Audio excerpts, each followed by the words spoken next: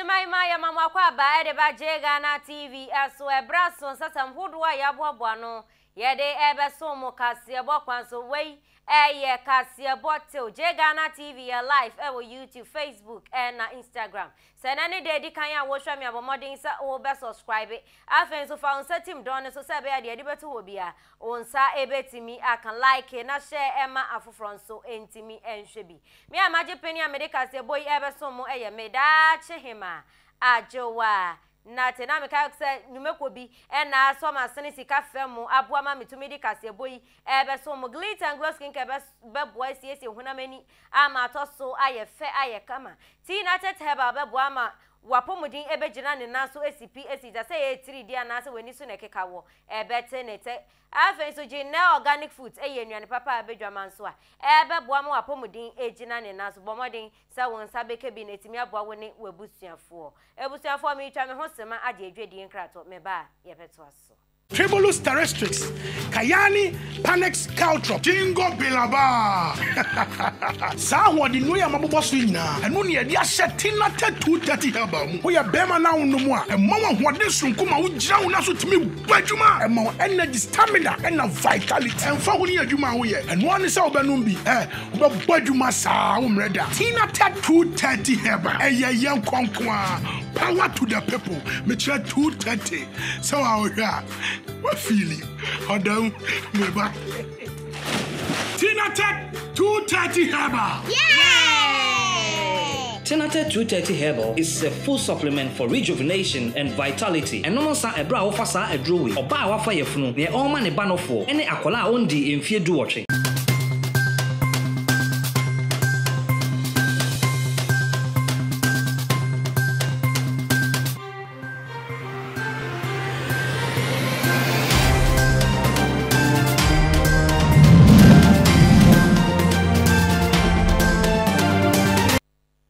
Ebusuafo me mama kwa bebie me de ba Ghana TV eso we eye kase botel afeye free and samono ase kwasi adai odike enso abekasa area fasika mpedede ho asam na mampeni ede beto dwa na anu ada no ho na ni nsemu no ochemu se mampeni na nado dan kwa kufuado na ho maso ne na hantan e na de Ghana edu pempenso a yedu esanza wohwemu a enka mampeni na nado dan kwa bebia ni tifi edui enka chese bo na nkasa no wabo awie da extra time na aka wobo ese aka na extra time a wobo ntinka wo so onumpo e na wo so wodi no kwaridie edi dwuma na afeso wo to ne niama wana kwanto se be ya dachi okwa USA okopiemu e wo United States of Asamandu no we nyanko nta papa biempo ankobu amenyankopo anyankopo anam we so edi hu ne mobo enso mampeni na nado na wohwemu a chese de ye dream kankan ne pro ye kata hyehye eni chese eniama ensem fata na mampeni na nado dankwa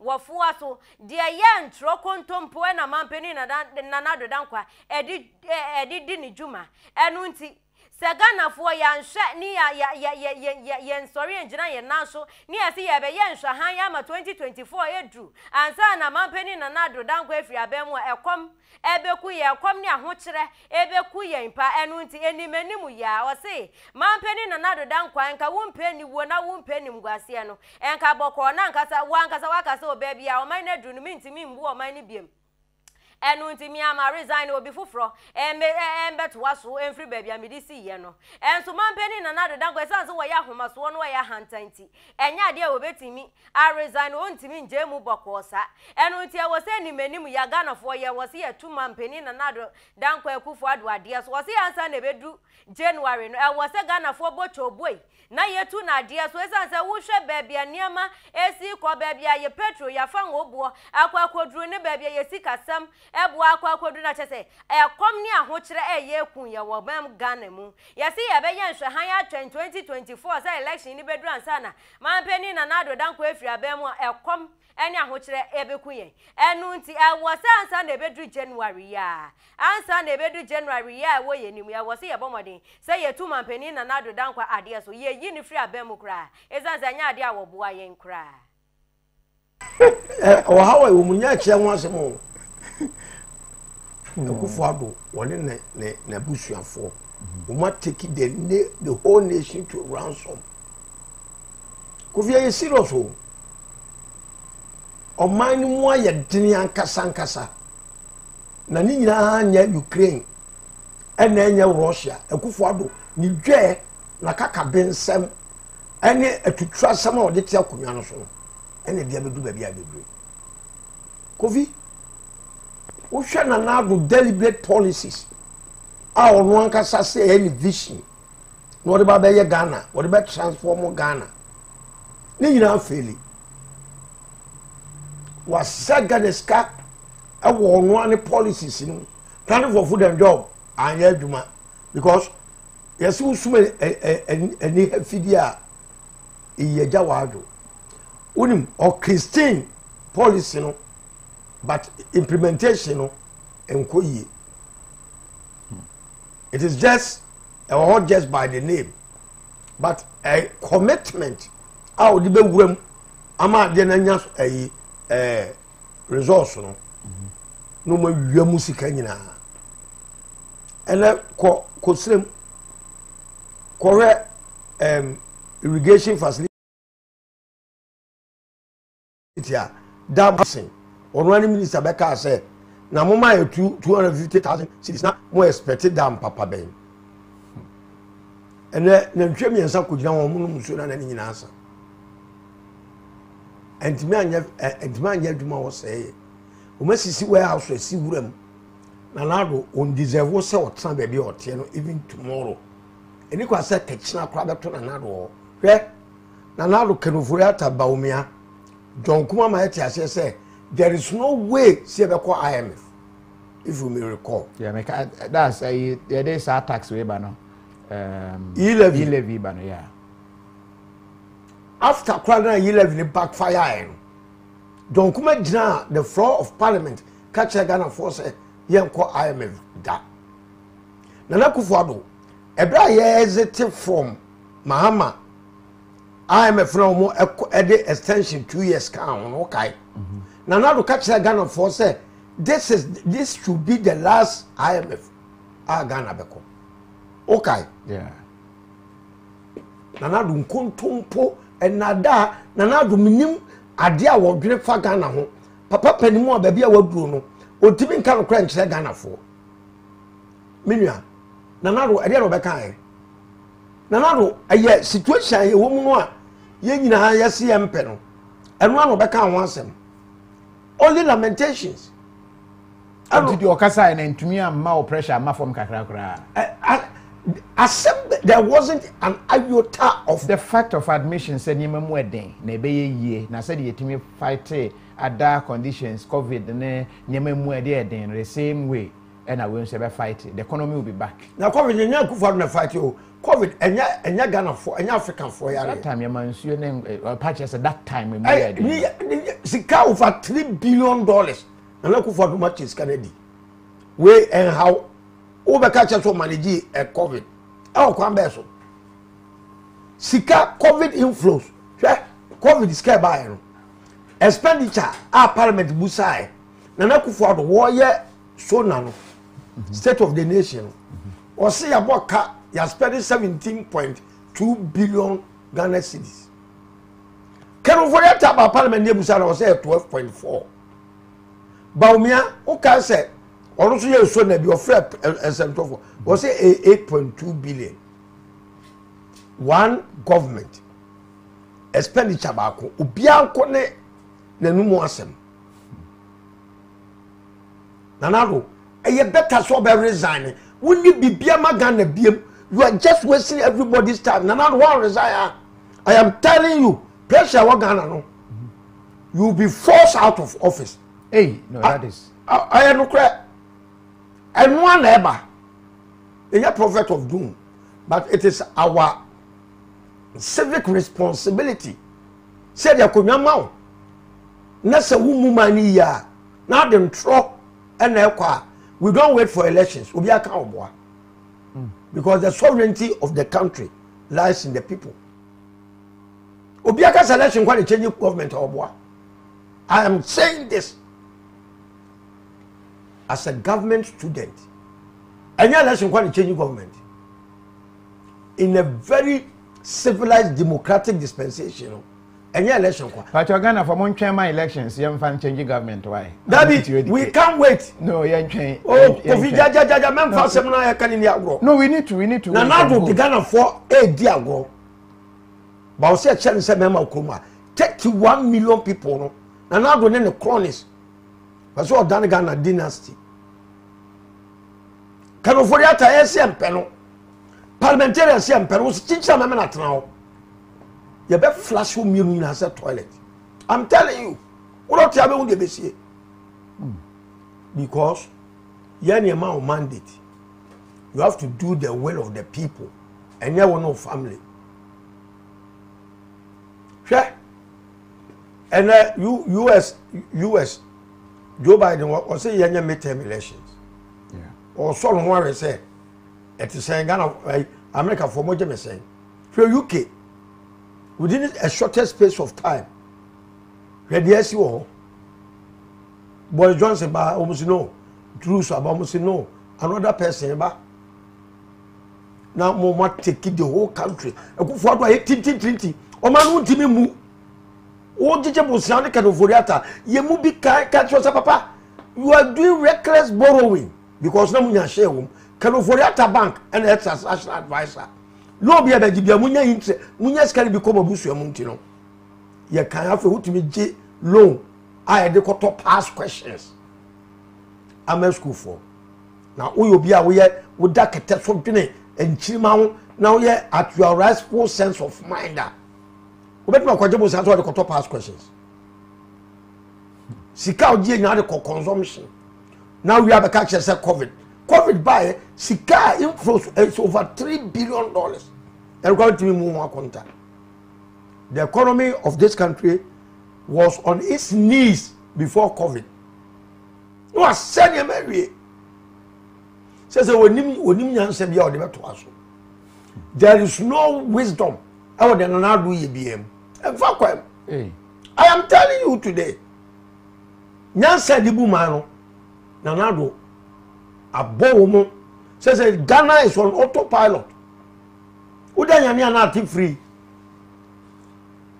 And then reckless borrowing says we are paying back, we are servicing our loans. Those are now matured, and we need foreign currency to service the loans. It is the more you service your loans, the more than the depreciation of the city. Depreciation, no, loans now servicing. Of course, what question was saying? What general dollars? Sikanaba how be used to a cities. We need to pay back in dollars. Okay. We don't export. Ghana has become a country of imports. And I credit virtually everything. One district, one factory. A very good policy. I must confess. But the commitment also to do is paying lip services. And I will be a just factory. No. Cocoa board. For the first time in the history of this country, Cocoa board, women to mean contractors car over 17 billion Ghana cedis a cadao. Co-road ministry over 21 billion. Every sector of the economy bleedy because of only Kenoforiata. Now, Ghana, your balance sheet, you see, Casemo. Women did never be a CSC. It is now to visit Kenoforiata free war. And from other bomb, young Rakokoto. Oh, and Intina, or that's your finance minister. Sir, oh, free war, and from our bosses saying, Sir, and Yama would yes, IMF Korano, woman to be transparent to IMF. I have a problem, Eba. And Contompo, Mintra says another baby when you know. Ultimately, no crime and Yankupon Ghana for. I don't understand it. And now, can we? And our friend was so Musaino, never Fiana. Say, obeying no crime and Ghana for. Na Brebiara 1 year Sadiano, or not about submitting home for any necessary punishment. Oh, Saya, a woman, our Kaisa Ghana for. Now he is doing something different. The baby of Ghana could do. Ghana for Abu Trasa. Kofi, se who rap one thing away before honor. say Nana Addo resign here. Mark my word, me say January ma. Hey, proud revolt. Saturday we demonstrations and Nana Addo for more. Saturday be.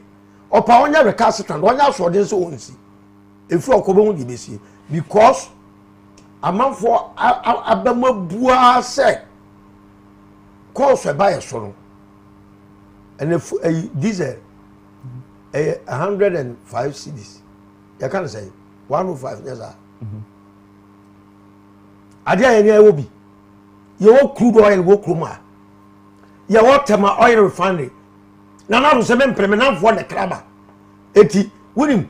Yaya shepo crude oil no ekwa etua freight ekoto na buchiri na obi akono an wo ho obia ho refinery ni bi o petrol ba no nko ne shepo edeba etua no nko ni freight yetua diesel freight yetua kerosene freight yetua premise freight yetua bitumen freight yetua aviation fuel freight na wo ye peni wo nipa wo dadwene Ghana fo ho a Obama side we are control we are catching say Ukraine tokwa. Petroleum product. Kwame Nkrumah ye Tema oil refinery. Na ye ni ye discover oil.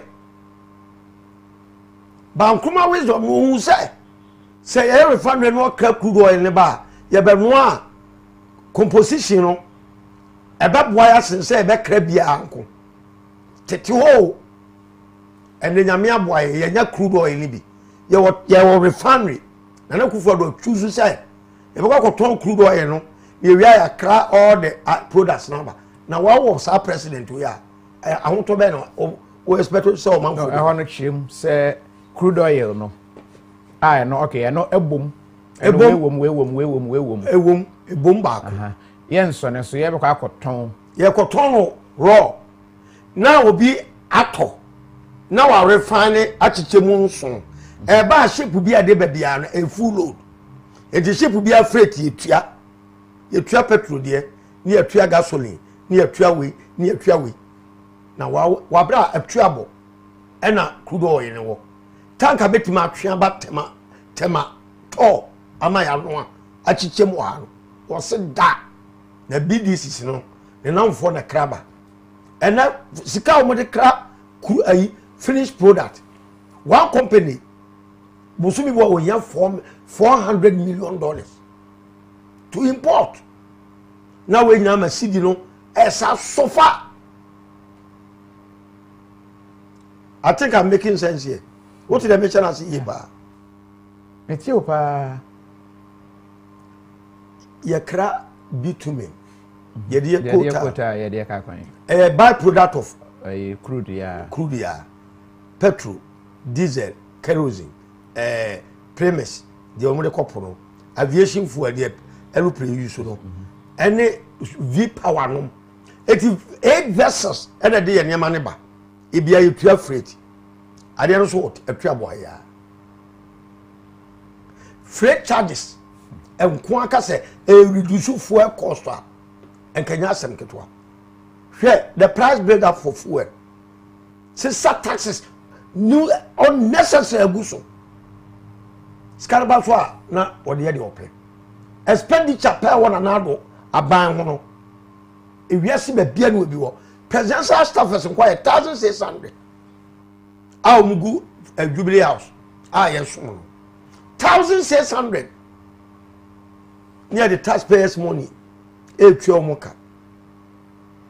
126 ministers. Now we are sad ma we nyina awie no be ka che Ghana for say emu ayeden and now ko kuma se land cruisers 70 ene di na Akufo Addo achi na konwa what so da ba ko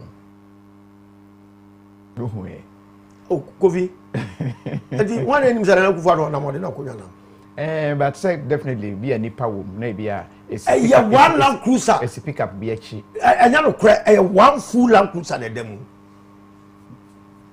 and Akufo Addo na konya da one full land cruiser or times come out to so on your plan for food and job or money target no attempts come man no massa general back door e bro before planting for food and job na boy 120 Ghana e wo Kumasi.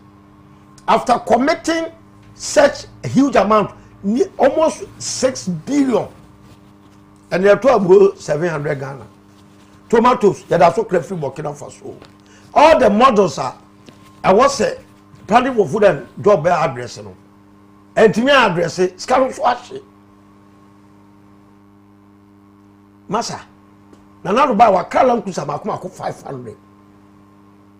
Now Japan come here, Lankusa, who is a castle. Obedu ya lokache se mama awesi ganeska na cars ya wo government pool no we don't need cars unbe mu ye laptops almost e wo share 4000 e chairman the party apparatchiks we are car brand new 500 such a person wo be ka chem say wo be ka sa che Ghana for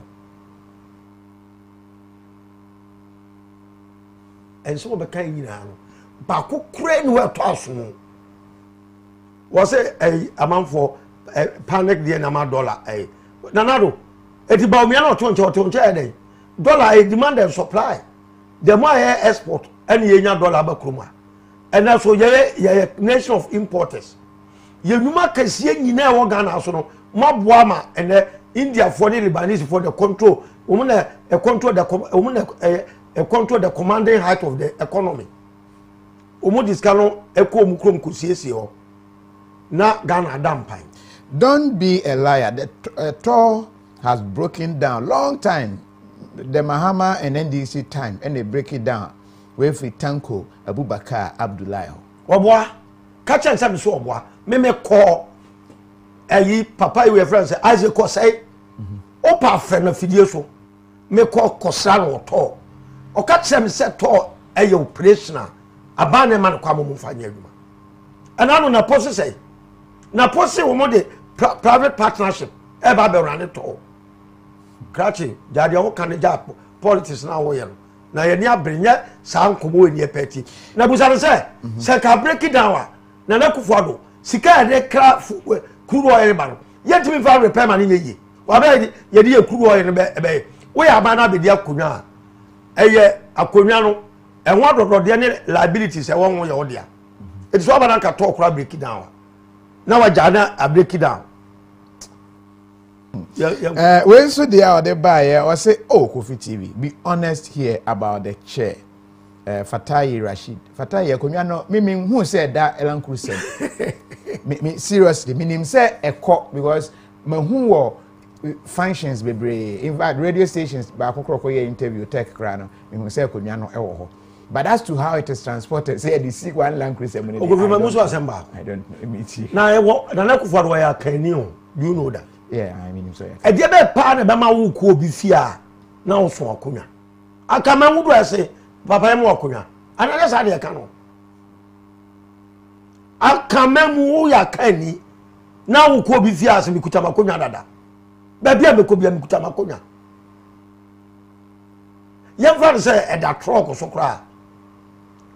Sana I come for your boy bra. Ebi who be painted.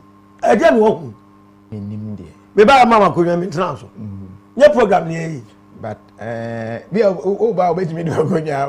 No, obi an odia president bia Ghana how about na ko nya ko ba bi da. Wo be ko days ya hwehwe da e wo dada.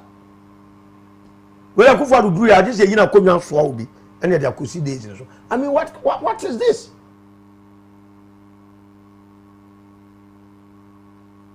And bibia jiagu na nado wo ma wode ni team wo ma short ideas sagana for ma mia moto bo ampam kofo ya na ya do say trend the next election ni pe be wu no enye papa I am telling you no but Ghana for moto boy so they are no end do we have to onanado enne we one na the pace setter ebra no opposition or copy self from koye interview or say the SC wo Tunisia no Ghana for mu ye weak cause ba na ebiesia so abẹ no opposition ebe Tunisia obi share no a popular report by Arab Spring ne by no okay yeah Nanado was inciting the people of this country say ye too timid cause ba na ya take clue from the SC wo Tunisia Nanado, were the worst president ever in the history of this world. And you Ghana. Hey.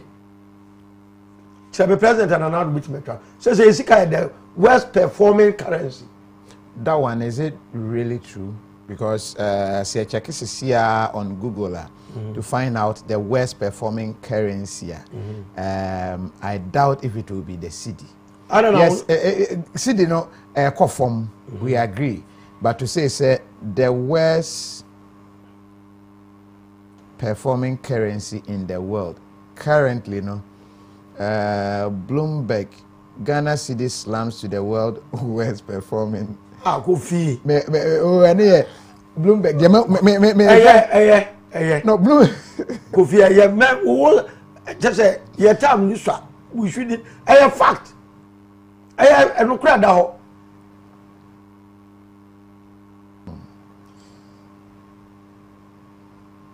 Really? Yes. Bloomberg was a Ghana cedi slammed to become the world's worst performing currency this year as investors continue to squeeze foreign capital to the West African country before a deal with the International Monetary Fund. Bloomberg.com. Let me check other sites and be sure. Ghana cedi now world's worst performing currency as Kenya shilling. Really? Ghana cedi where premium times Nigeria. Na Nigeria for naira equal so bro na Ghana cedi now asem na ya no kro. Ghana cedi be the worst performing currency in the world? BBC and ABC. Yes. That was 18th October 2022. Let me get the details in the story. Okay, almost go to Bloomberg. Bloomberg report how much buy in the latest tracking of 148 currencies across the world. No more projector says that is serious. And you can overlap to what Kufuado sitting now on town.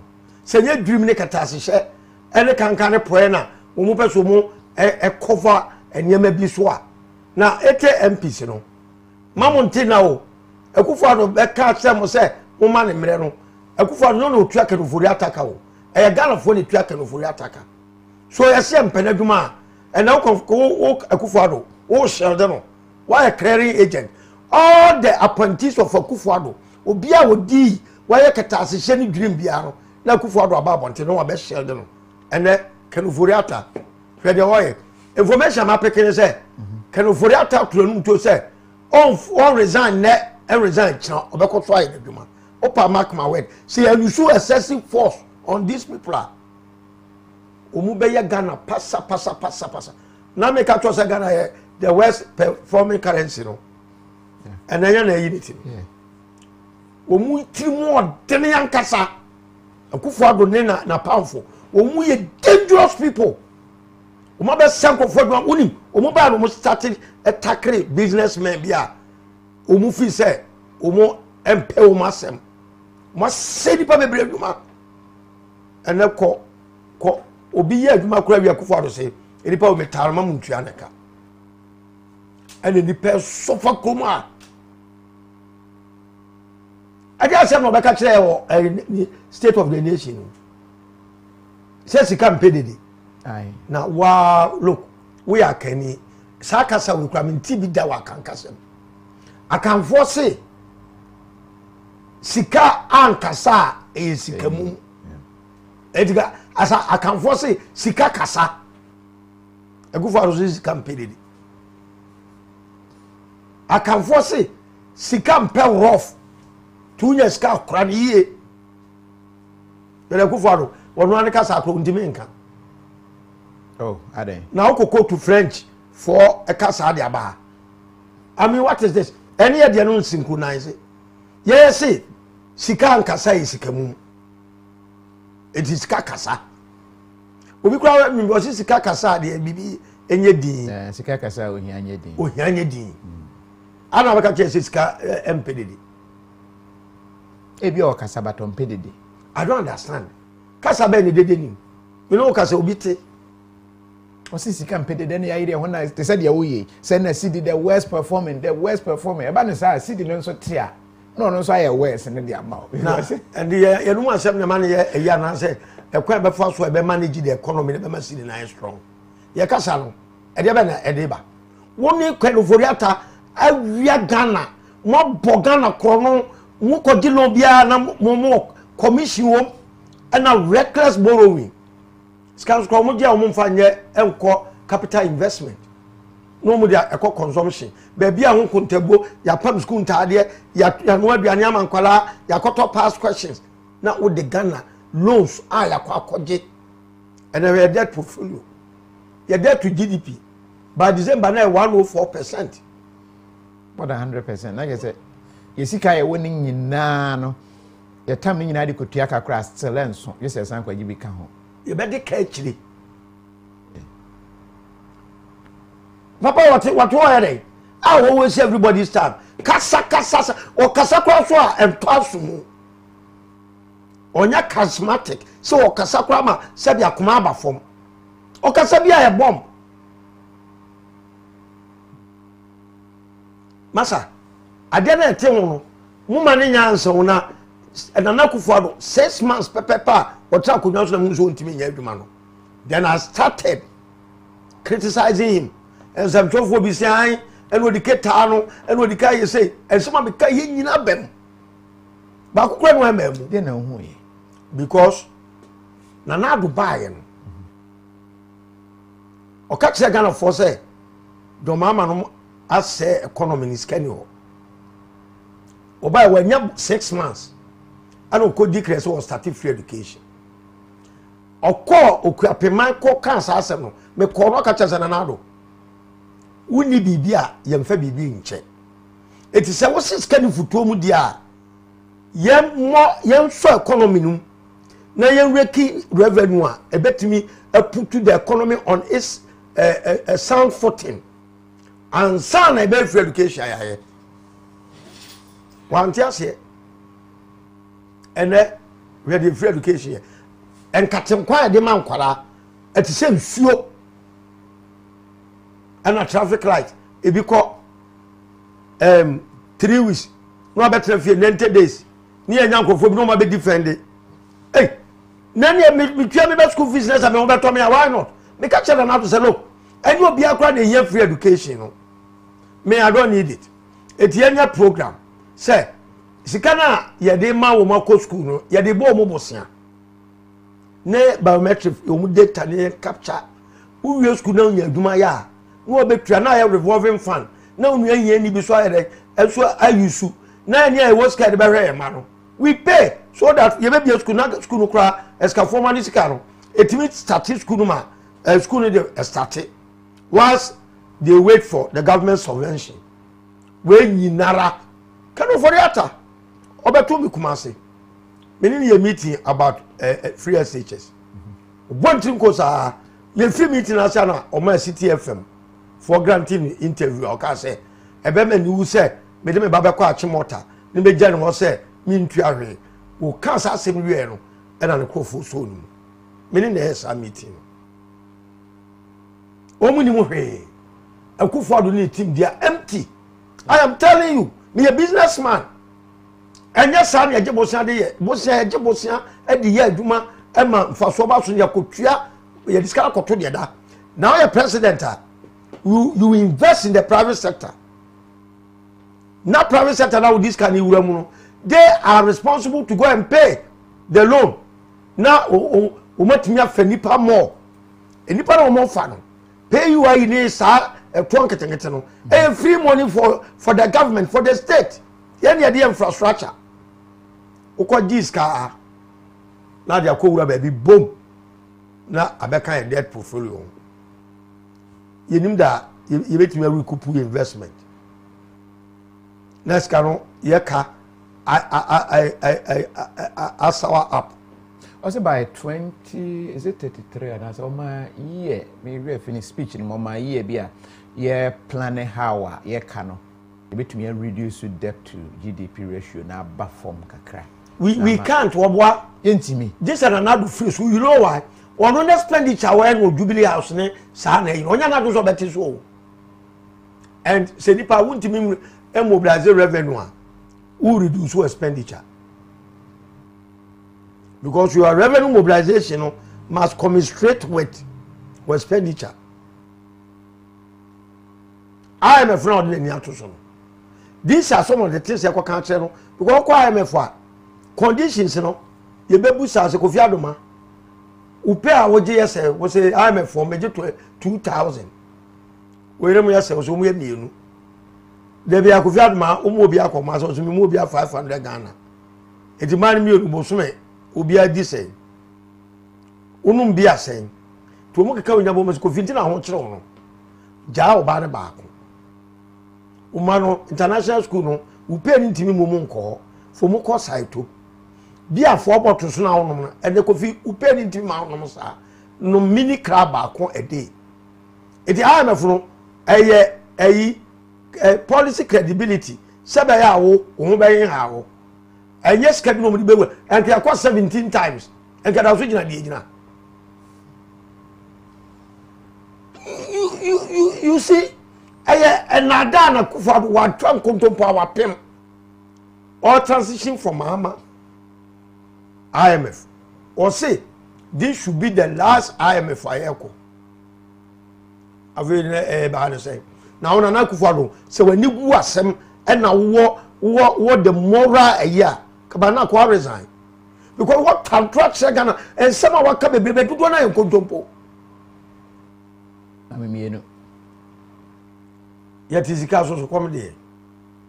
Send there no question is come there. And was his castle PD. So I no by yet is castle come there and no nyentro no kre. And once all best can impie and the Ghana for a super idea. The bisca. Yes, it's can you come? I come there. I come so sad. It didn't know about bay. Sikana what your position won't say it so. But I come there. Uba no, yet I so complaining say in this car, I come there. It was bad.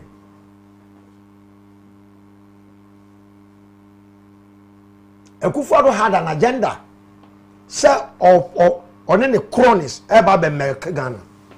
Now, ma said, John, rebranding, no, I don't bet on about dinner so for be and Jim, and an ananya, and an antisa, and an anani, a mobile, Nina, propaganda, and then you suman pano.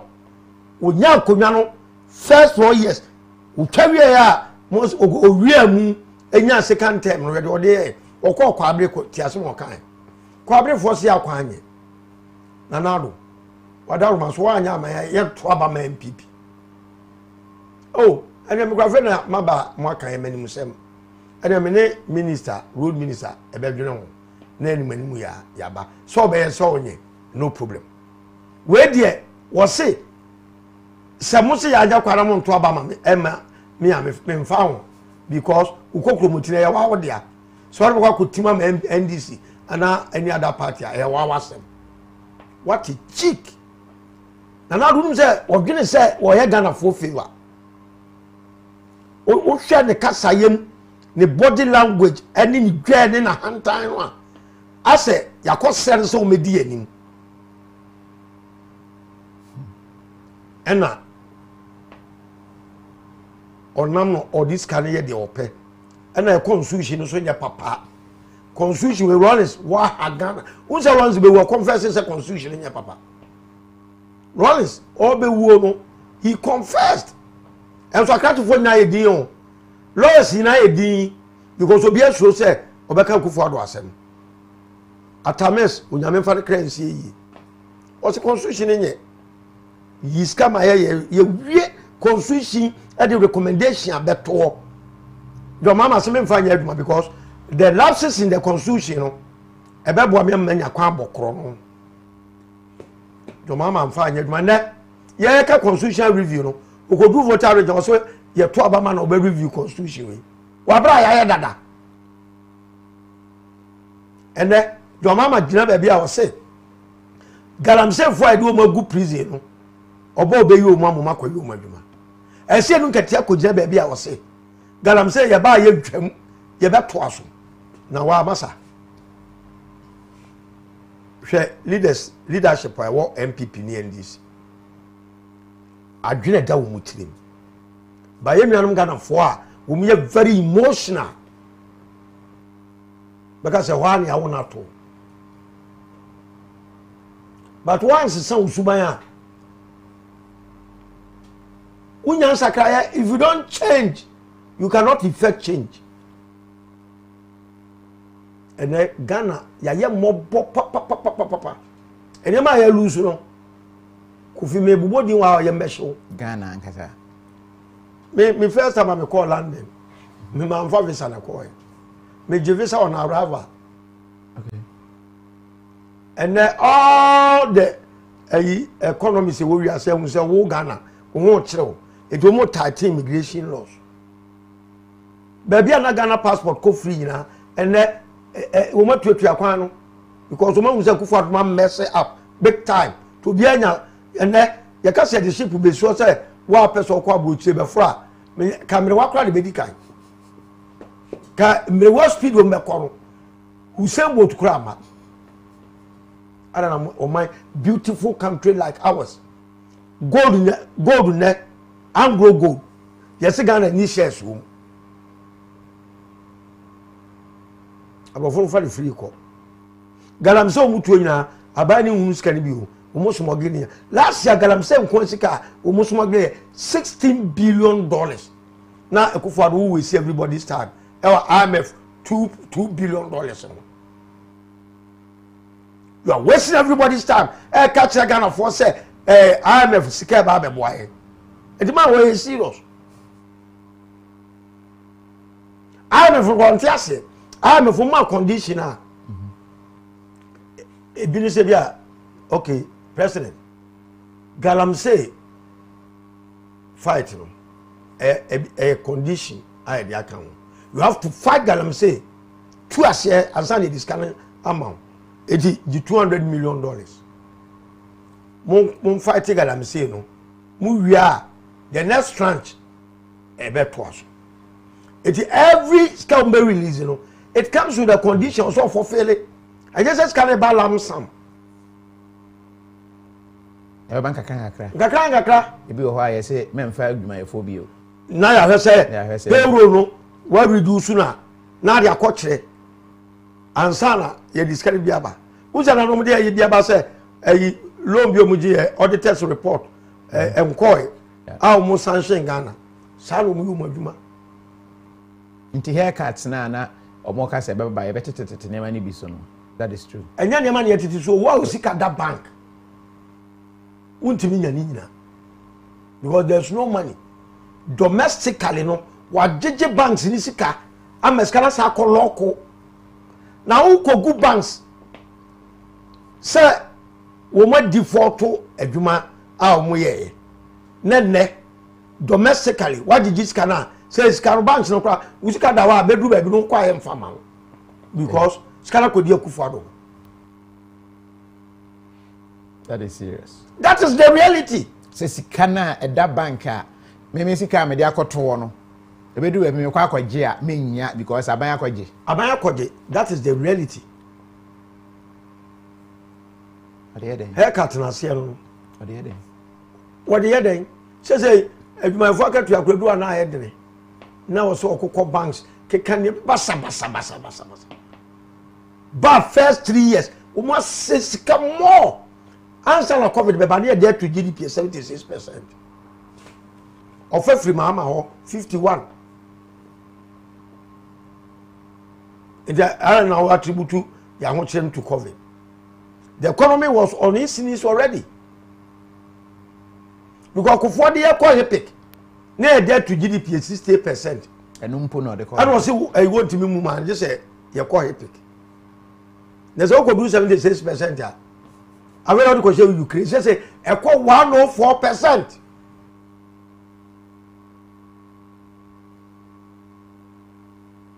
Yani Ukraine jadi and na mefa. Adeba dey can free Ukraine. Adeba dey can free Russia.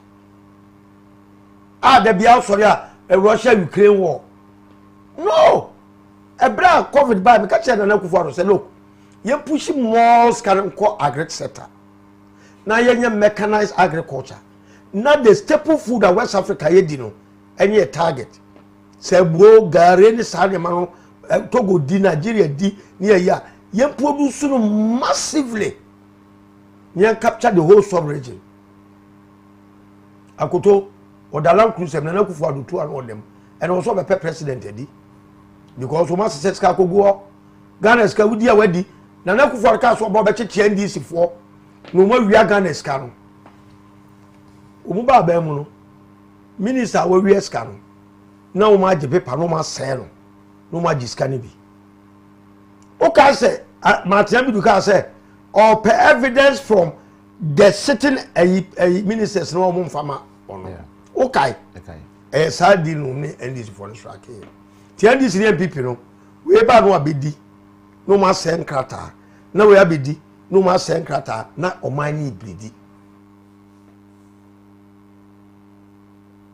ba ibenya ti won koso fo mbe defend you ewia ade a ya pa wo wiase ne se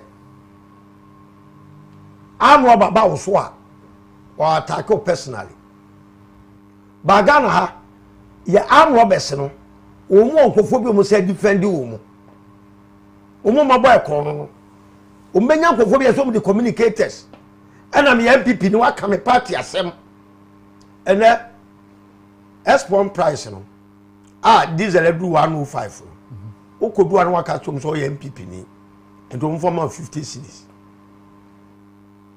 asa ya nakete so there is a problem your common sense to issues we don't want to apply common sense your emotions how we feel and don't mind my choice of words obi a odi emotions and the ya de bia what is aboa and one act on their emotions yani we have emotions and common sense but issue be dawa how obe apply no and a chese we nipa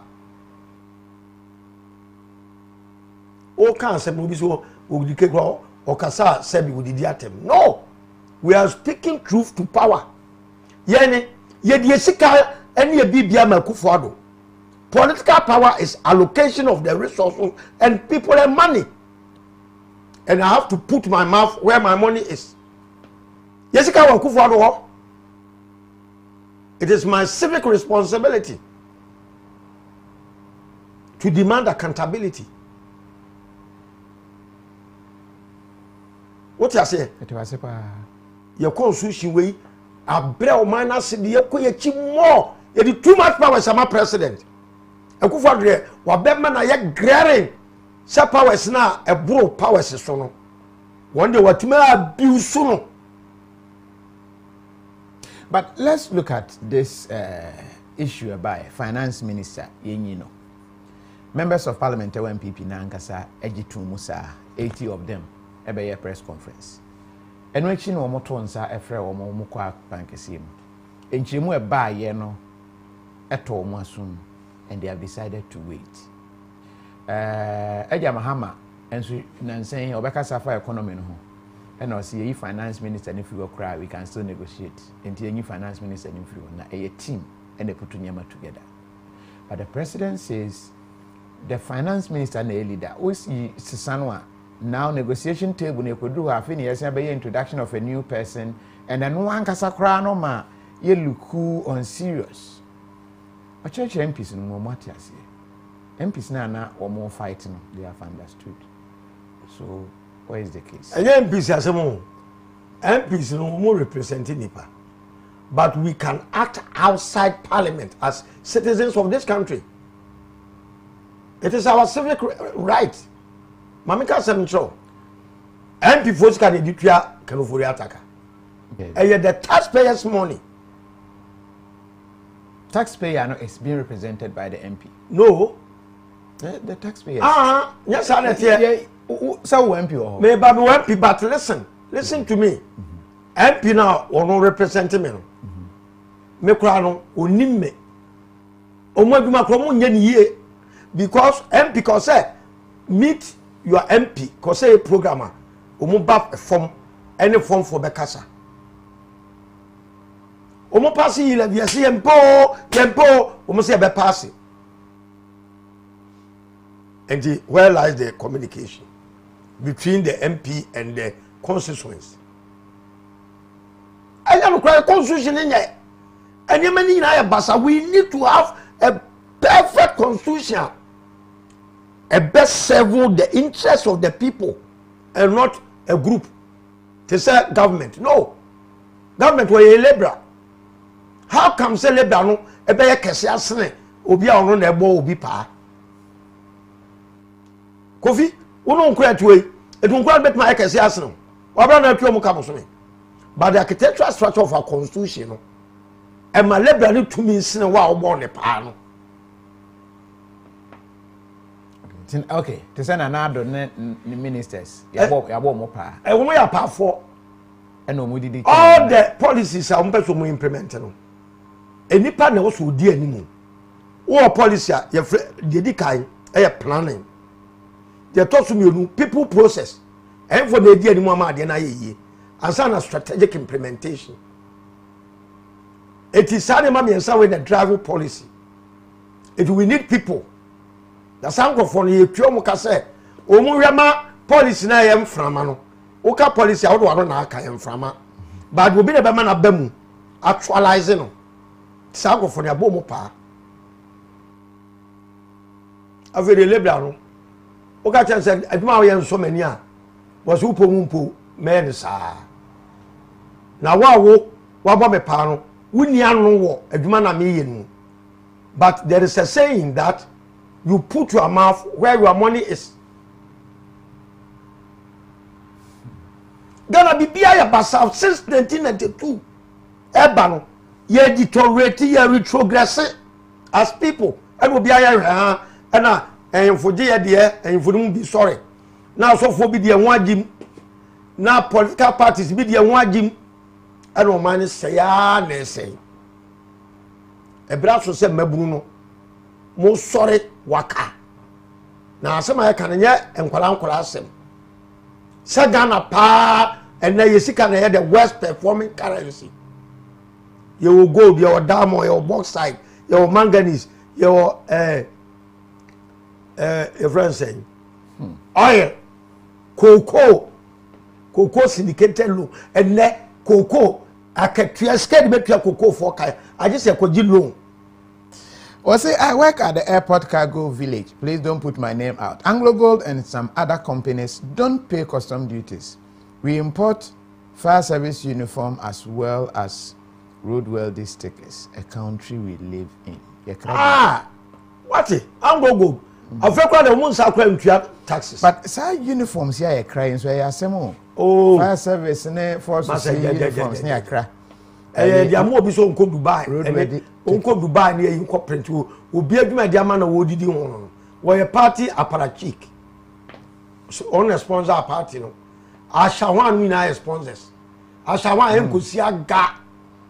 The party sponsor. I shall want not say so. Umuda a baby did enjoy a daily bedroom there to my bed on your side. Massa. Hey, oh my goodness. Hey. This country is being led by criminals, and let me catch you. And then my cousin, and I did a cool and the rituals, and Yama basa would you feel good because of to me.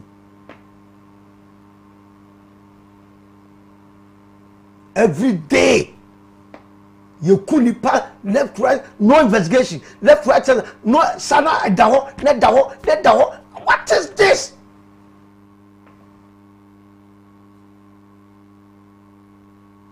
Ko Galamsey site. Go there now. Mu da so Galamsey.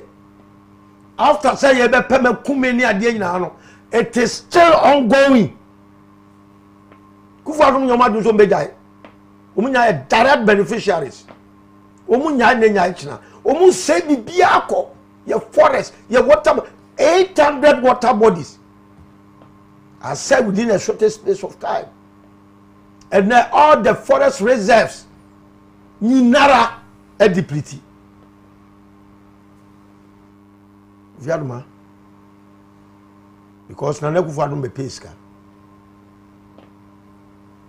I say no ketia no so mo meto aso. Asɛ man pasa.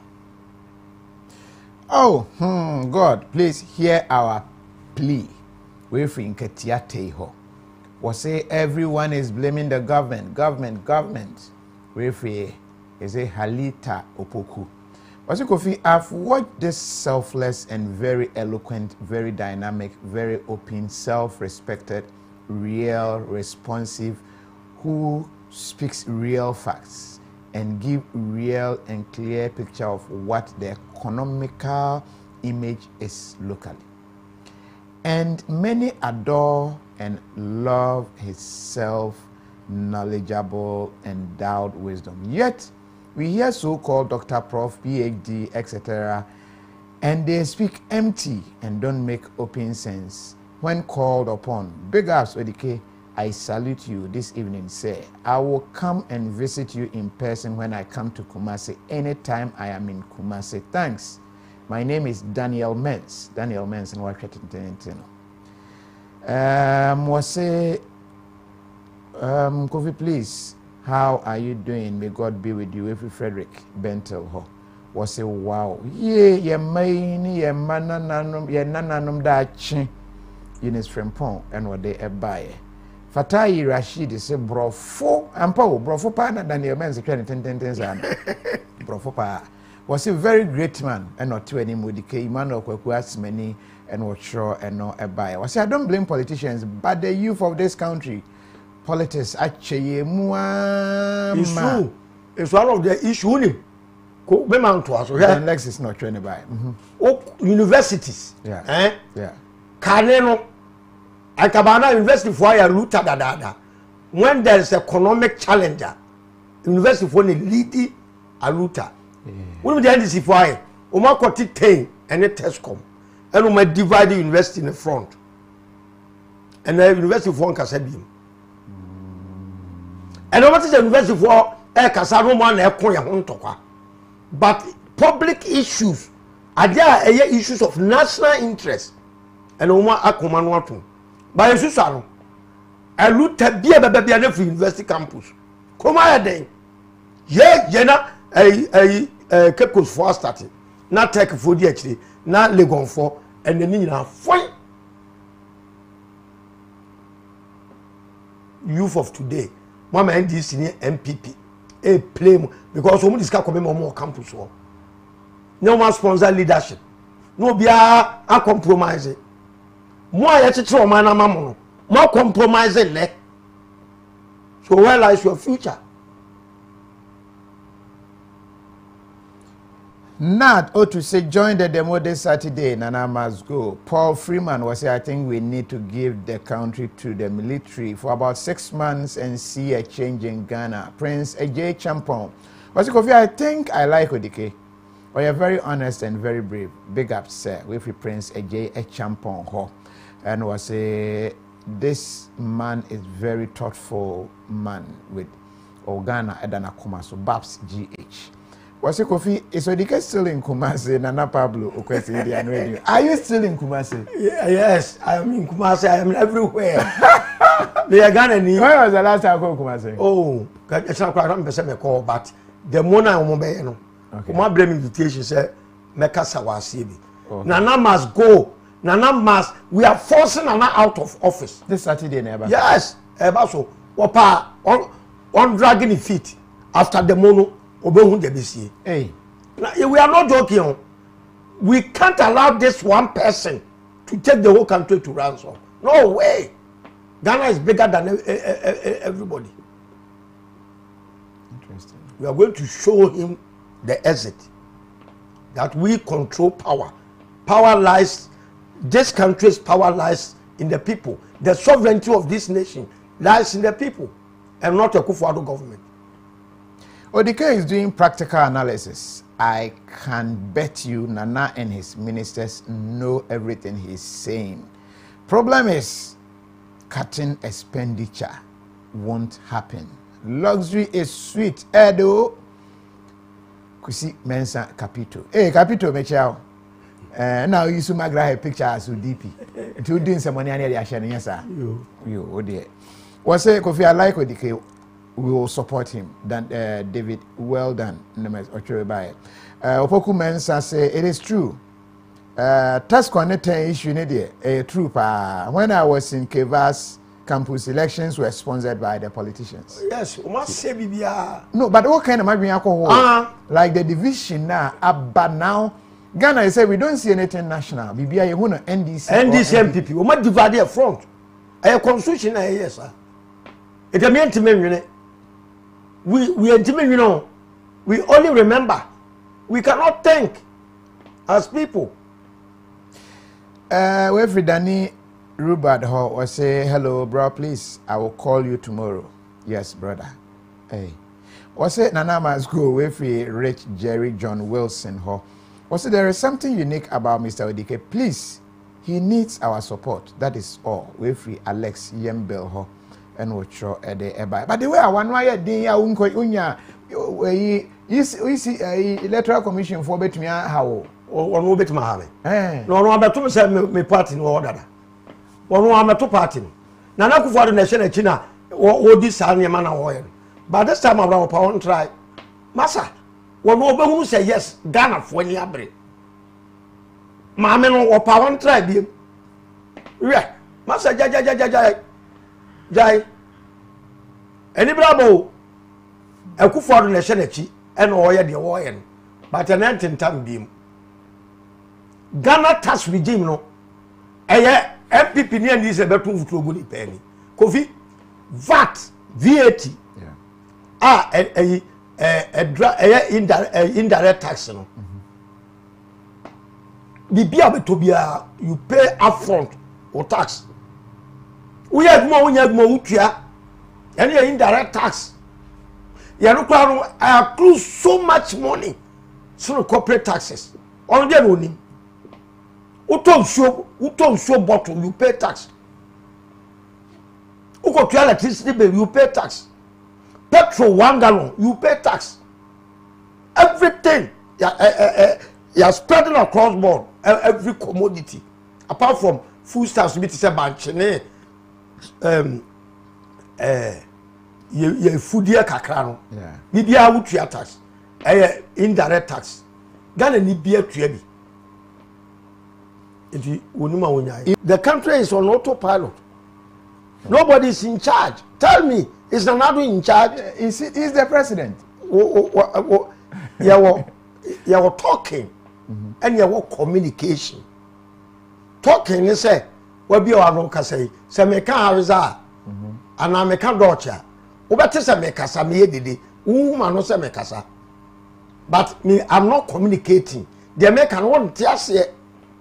Do you understand? Okay. Etinanado can talk, but the import of the message, you know, doesn't communicate. Empty. It is just all kasa now kasa. I was all kasa me a capitative, a chinipa. Nanado doesn't have it. Some of the kind now, Baku kwen no communicating. He was just talking. No communication. The center, what are they? The center cannot hold. Ghana say now, Nana Akufo-Addo on one policies, you know. And to me, I knew to the benefit of the people. Wama edisika kowem, but he have value for money. On one deliberate policies, I also the better transform Ghana. No, am I a resource? It was why then. Kofitisa okwa waro be no ka chen say oba Messi Abrosama watranse Abrosama went me ensi wada so tia ware na say ye de Nanado and some of cars oba be de be transform Ghana nyina me ewrewe Kumase wasi Kumase oba be de theater interchange 5 one okaka nyama kese Accra across the sky train. Do you remember? Yeah, me kai. Sky train, they be for we na. Sky train. One. Odu ba bia no okeka sama kase. Oso kan kwa na oburugo. Fa isika na di dware wiem. President President Kufuor top presidential jet a produced to order o man fa me share me no ye ne an extra specifications o mo ye plane my o ba has mempe na bath house bath house nim na o ha player a cost you £20,000 an hour. We are losing our mineral resources to the westerners. And oil the benya about to say Ghana ye 10%. Ye the nenta amabro for no fair actually no makwaya Canada. And the Biana Nas will be case or airport Anglo good. You see any shares. And now you see be the Sano Hydro. Ebesi na esi say. Chese me dadwe wa kofi me ti na ya me ya baomia was say ma $2 2 kg and a dollar 15 cedis madam bi ni ma nura o se tem ha bank rate awomde access duty na 14 cedis bank rate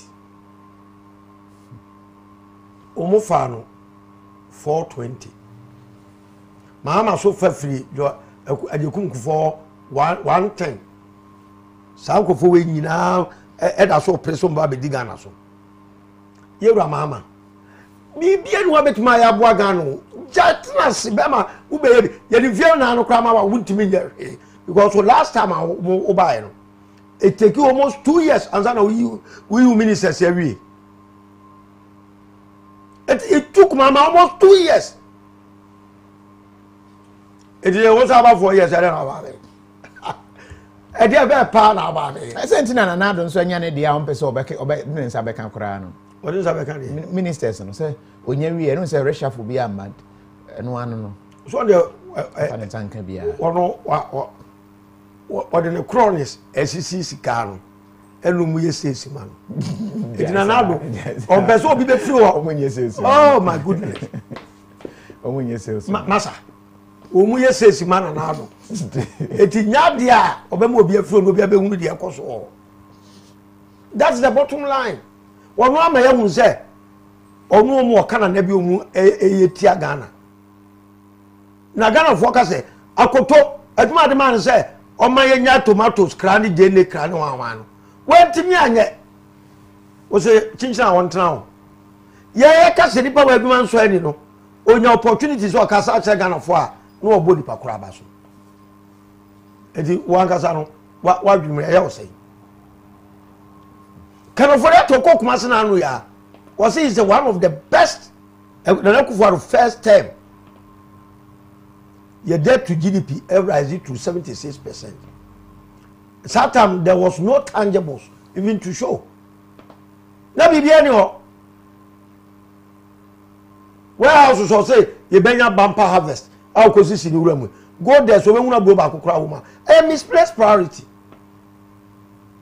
One can say you need your mechanized agriculture.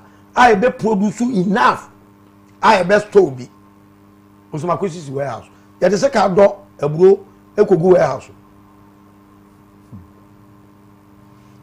Up north 84 communities what to man who say one district one dam obi afuo 20 kilometers apart from the dam e better no access nsuo ni ko sem ko say dam no afuo be na de aye na ntwe miensa be gina omutim no nsuo ni nyama ne sa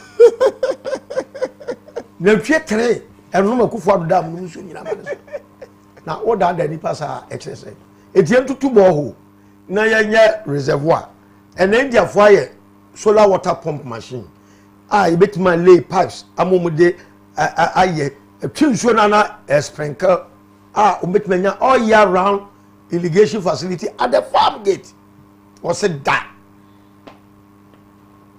I proposed this to him or said that. No, but that was laudable. So to me, can't share the idea because to think of a mechanized borehole and spreading it, you know, better than a dam. Dam, no, you say obey pans and wait me. No, you need one canals. Dams, it goes with canals. wa anya bi and also 2 man hole no mu wie nso gum na no a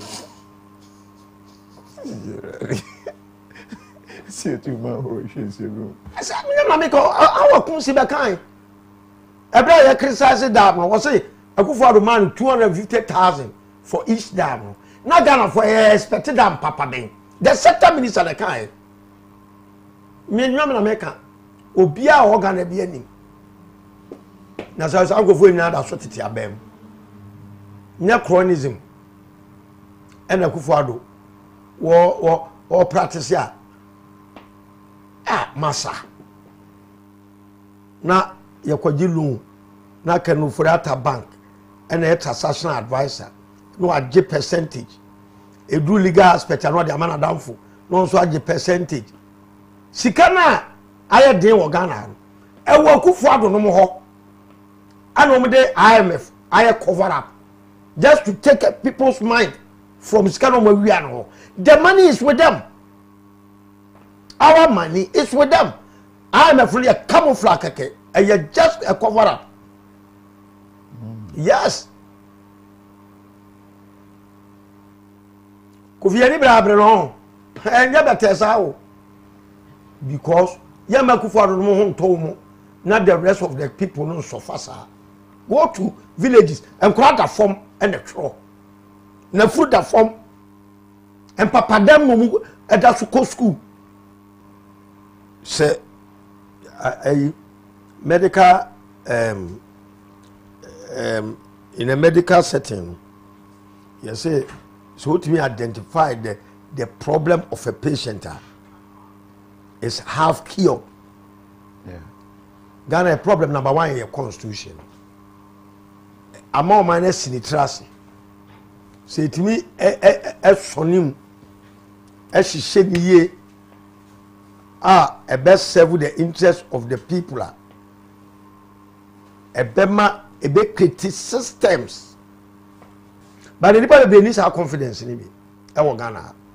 But democracy should have inculcated confidence in the people. I will be a kasa also. But in whom does she need because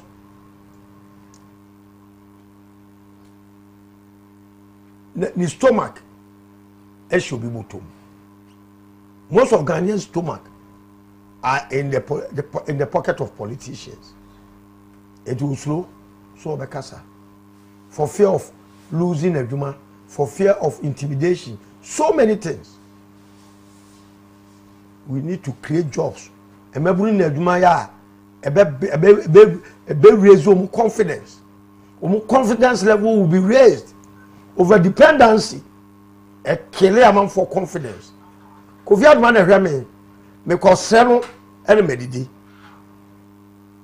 He who feeds you controls your mind. That is the reality in Ghana. The politicians are feeding the youth. Simple inteku and control my mind. And women are financially dependent.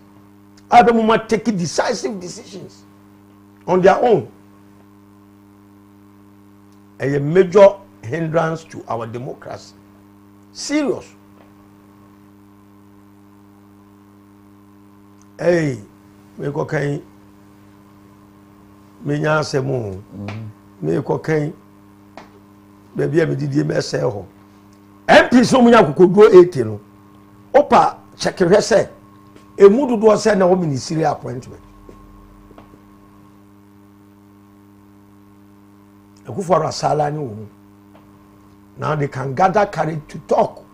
Other than 57 on I can correct say so many ministers they can talk.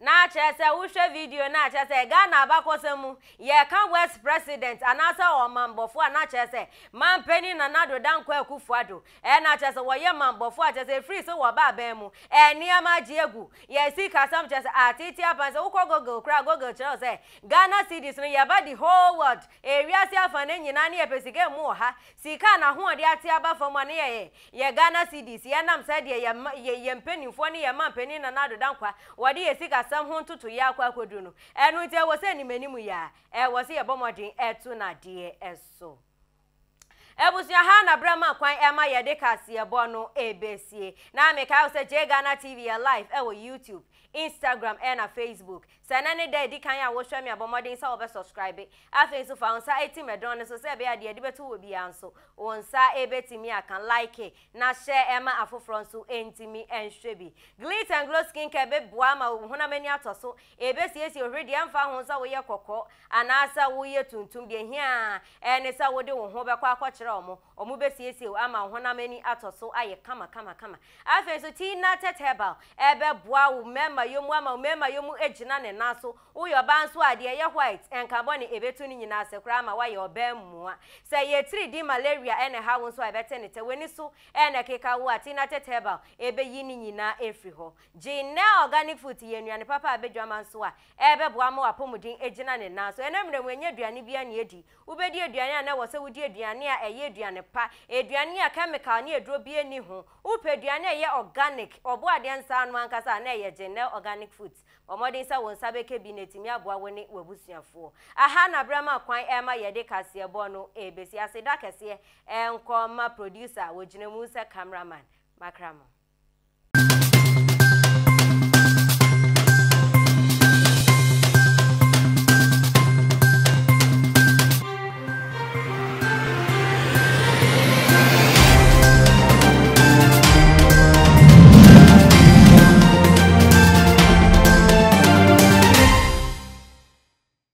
Surprise!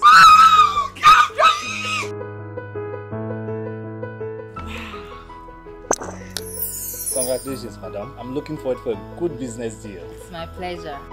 Hey, and let you besi. Ain't you wanting a miku epia on me fie? Excuse me, madam. I am a business partner. Mami ke bi bincho. Tina tet venike no. Se wo yusu a esiesie ho e ma ho ye kama, e ma wo ye obemua. Je na ko try she. Thank you. Tinatet Venicare. Tinatet Venicare is an oral tonic for maintaining vaginal hygiene, not recommended for children below 12 years. Pregnant or lactating mothers should consult a doctor.